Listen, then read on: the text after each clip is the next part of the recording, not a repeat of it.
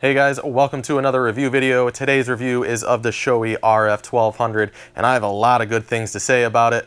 Obviously a couple of bad things. And at the end of the video, I'll let you know if I would buy this helmet again, so stay tuned.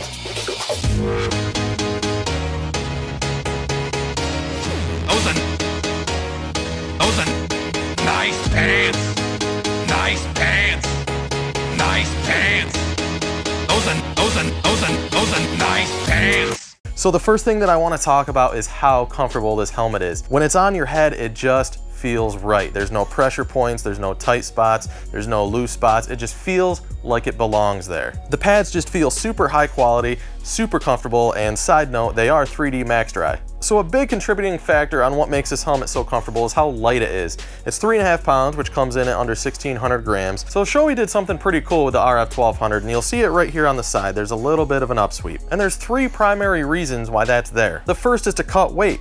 Less helmet, less weight. The second reason is for safety. That upsweep right there is going to help you prevent breaking your collarbone in the event of a crash. Lastly, and very important to me, it helps cut out wind noise. With less of the shell there, it allows Shoei to put more padding in there, creating a better seal around your neck and jawline to cut out that wind noise. So while we're on the subject of wind noise, let's talk about how quiet this helmet is. If you happen to watch my helmet review of the Bell Qualifier DLX with MIPS, you'll know that I am really big on wind noise. I was very critical of the Bell because it is super noisy, and I compared it to this helmet specifically in regards to wind noise because this helmet is so quiet. When I made that review video of the Bell, I put them on a scale of 0 to 10, 0 being the quietest and 10 being the loudest. I put the Bell somewhere up around 8, and I actually put this thing all the way down at 2 because it's just so quiet. So over my right shoulder to the left of your screen, I know it's out of focus, but I have a Suzuki GSX S1000. This is considered a super naked motorcycle, meaning it has no fairings, it has no windshield. Asterisk, because you're probably noticing the shield that's on there. Relax, I just bought it. I plan to do a review on it soon. Now, I'm not sure if you've ever ridden a naked motorcycle, but all the wind is coming right at you, obviously because there's no wind protection from a windscreen. And even with all that wind coming right at you, this helmet is still so quiet. Just in case you couldn't tell, I love how quiet this helmet is. But anyway, onward. So moving on with the exterior of the helmet, we already talked about the side with the upsweep that helps with weight reduction, collarbone protection, and wind noise. Moving to the back, we have a rear spoiler. Now it's not super big, but it is there. Personally, I never ride fast enough to notice a huge necessity for it, but I think it looks pretty cool. So for me, it's more of form over function. Now as a man, I love curves, and this helmet's got it. You'll see on the back side, which I also love, it comes out and then moves back in down the neckline, making for a pretty stylish design. Moving on to the front of the helmet, let's talk about this shield and how high quality this thing is. First and foremost, this helmet has multiple detents for the face shield.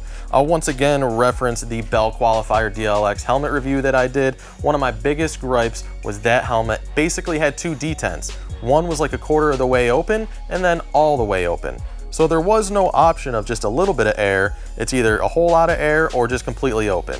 So this does have the option, you probably can't tell in the video, but it is slightly cracked. This will let a good amount of air in or completely closed. So let's get a little bit more in depth with this face shield. And first I'll show you how easy it is to take this thing off. There's a couple little quick release levers on each side of it.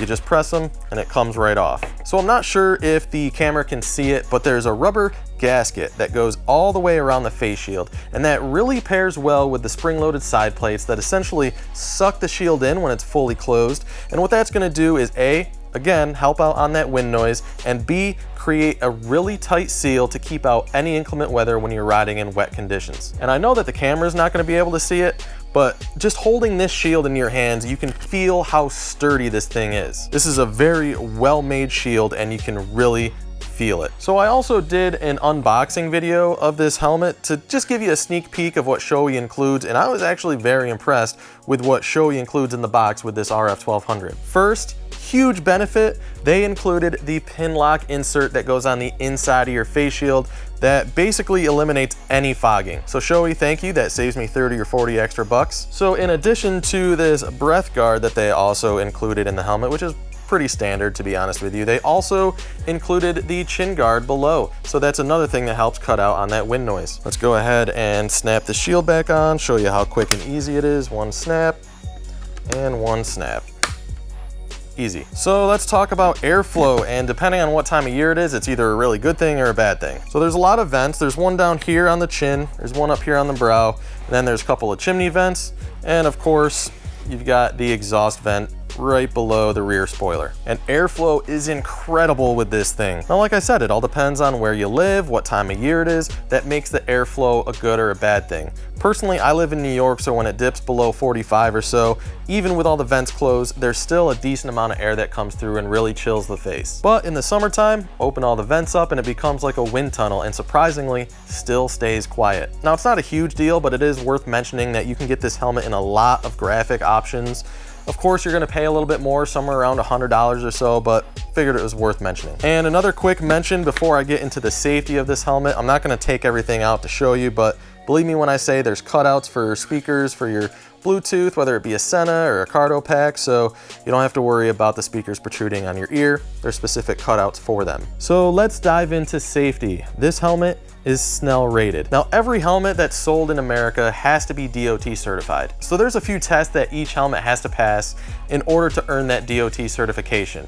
It has to be dropped on a spherical anvil from 1.83 meters, on a flat anvil from 1.83 meters. The pointed striker has to be dropped on the helmet, and then there's about 300 pounds that's applied to the helmet for about 2 minutes. And that's basically how you get your DOT certification. So in order to get the certification from Snell, they actually use 5 anvils instead of 2. The helmets are dropped at multiple heights, all of which are higher than DOT's. Snell tests the chin bar as well as the dome, and the visor is also tested, which explains why this feels so good. And if you're wondering how they test it, they shoot 3 lead pellets with an air rifle at it. So like I said, DOT is mandatory, Snell is not mandatory.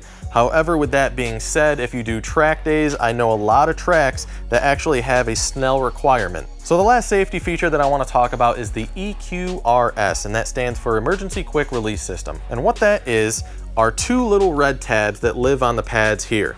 In the event of a crash, hopefully a paramedic will know to go ahead and pull these, which quickly release the pad, so you don't have to worry about wiggling this helmet off your head just in case you have a neck injury. And I say hopefully the paramedics will know because track paramedics should know about EQRS, but real life in the streets, paramedics may not know what EQRS is, so Shoei has done everyone a favor by writing it right here on the side of the helmet in yellow lettering. So the last thing that I want to say about what I like about this helmet is just the overall superb quality for the price point that this helmet is. At the time of making this video, it's April of 2020, and you can get this helmet for around $500. Again, if you want graphics, it's gonna cost you around $100 more. Now on the other side of that, the price point isn't that great if you're looking for a budget helmet. You can certainly find Snell rated helmets for far under $500, but in my opinion, you just won't find the overall quality that you find in this helmet. And also, this is just my opinion, but I don't think you should take the budget route when you're looking to protect the most important part of your body. Another thing that I'm not a big fan of about this helmet is how much air comes in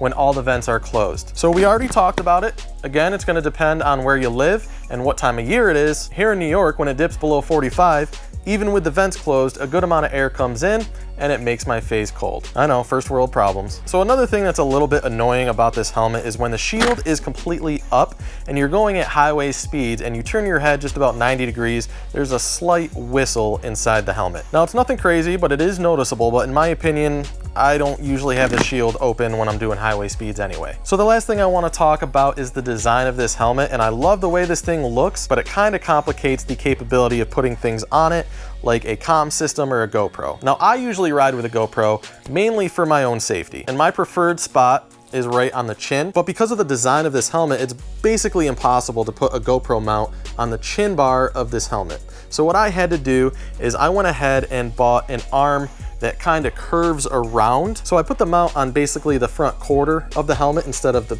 direct middle, and the mount basically now has the GoPro at a straight shot. So easy fix, not a big deal.